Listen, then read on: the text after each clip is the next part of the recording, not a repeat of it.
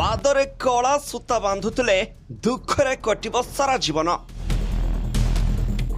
पादरे कला सूता बांधिबा समस्तंक पई ठीक नुहे, जानंतु काहेकि सबु राशि पई शुभ नुहे। एही कला सूता रहिछि अनेक विपद।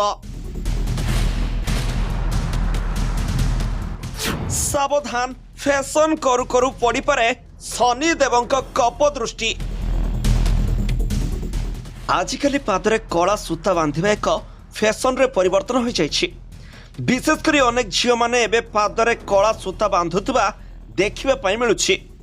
तेबे कला सूता खराब शक्ति एवं नजर दोषरू रक्षा करिथाय बोली विश्वास रहिछि। ज्योतिष शास्त्र अनुसार कला सूता बांधिबा द्वारा शत्रु एवं भूत प्रेतंक ठारू सुरक्षा देवा सह ग्रह दोष मध्य दूरेई थाए। तेरे ज्योतिष शास्त्र अनुसार कला सूता बांधिबा समस्तंक पई शुभ परिणाम देई न थाए, कारण सबु जिनिसर मध्य किछि नीति नियम रहिछि। तेणु आगकु कला सूता बांधिबा आगरु एही सब नियम विषय रे जानि नेबा उचित। एही दुईटी राशिर लोकंकु कला सूता बांधिबा मना। प्रथमे मेष राशि। मेष राशिर ग्रह स्वामी हेउचंती मंगल ओ तांकर प्रिय रंग हेउछि लाल। कला सूतार संपर्क राहु एवं शनि देवंक सह जड़ित। तेणु मंगलंक शत्रु हेउचंती शनि एवं राहु। तेणु एही राशिर व्यक्ति हाथ एवं पादरे कला सूता धारण कले मंगलर शुभ प्रभाव शेष होइथाय। अन्यपटे राहुंक प्रभाव आरंभ होइथाय एवं दुर्भाग्यर कारण अटे। एहा व्यतीत जीवन रे अनेक संकट देखा देइथाय। तेणु कला सूता बांधिबा पूर्वरु विचार करंतु। द्वितीय वृष राशि। वृष राशि मध्य ग्रहंक स्वामी हेउछंती मंगल। कला सूता पादरे किंबा हाथरे बांधिबा द्वारा मंगल क्रोधित होइथांती। एहा नकारात्मक एवं अनिष्टर संकेत बोली विचार करा जाय।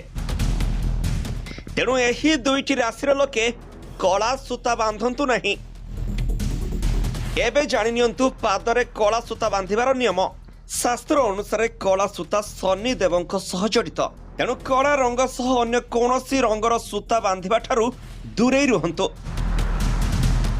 विशेषकर पादरे कला सूता धारण करिबा पूर्वरु किछि नियम रहिछि, जहा न मानिले अमंगल होइथाय। शनिवार दिन पादरे कला सूता बांधिबा शुभ होइथाय। कला सूता बांधिबा परे रुद्र गायत्री मंत्र जप करिबा अधिक शुभ होइथाय। शनिवार दिन महिला बाम हाथ एवं पादरे कला सूता बांधिबा उचित। सेहिपरि पुरुष डाहाण हाथ एवं पादरे कला सूता बांधिबा शुभ अटे। तेबे आपणक जातकरे राहु केतुर स्थिति दुर्बल थिले कला सूता निश्चय बांधंतु, किंतु एही नियम अनुसार ही बांधंतु। Bureau report G7 Odia.